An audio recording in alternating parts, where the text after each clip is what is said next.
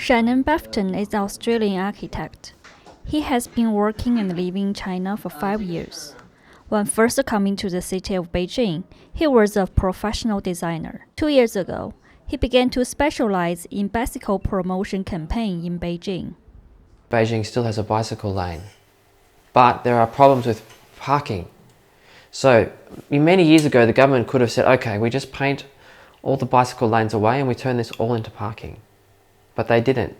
They still have bicycle lanes there because they know in the future that they have to make those bicycle lanes work.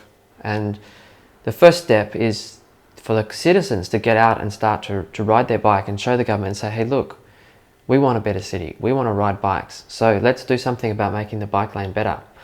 Because if the government build a new road and they put a bike lane there, citizens still drive their car and park there. So it's not just the government. It's a combination of good regulation and citizens going, okay, let's do something that's right.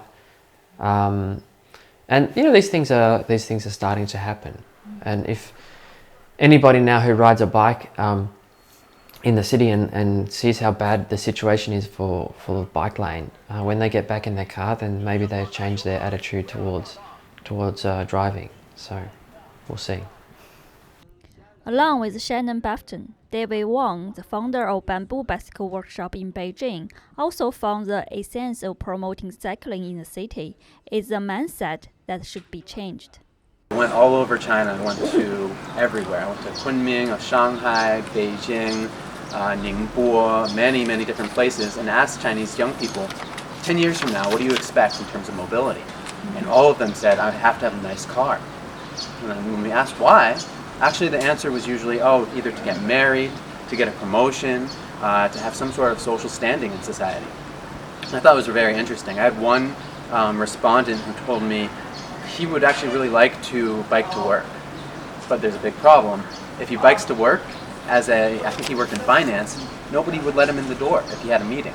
If he biked to some meeting, the security guard wouldn't even let him in. And so he said, you know what, I have to drive a car just because it's for work. At the same time I was building these bikes and thinking about, how can, right now it's really important to Chinese young people and to consumers in general to have some sort of social value to what they use.